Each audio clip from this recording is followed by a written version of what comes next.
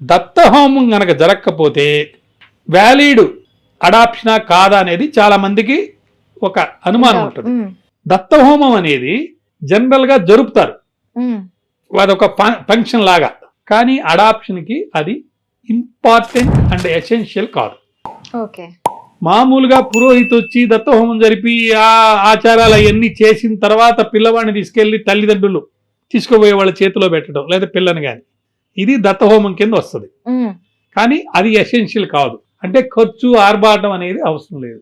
బిడ్డని ఇచ్చేవాళ్ళు, బిడ్డను తీసుకునే తల్లిదండ్రులు కూర్చొని చక్కగా ప్రేమగా అనురాగంతో అయ్యా నా బిడ్డను మీకు ఇస్తున్నాను అంటే అది ఆ రోజుతోటి అడాప్షన్ అనేది జరిగినట్టు.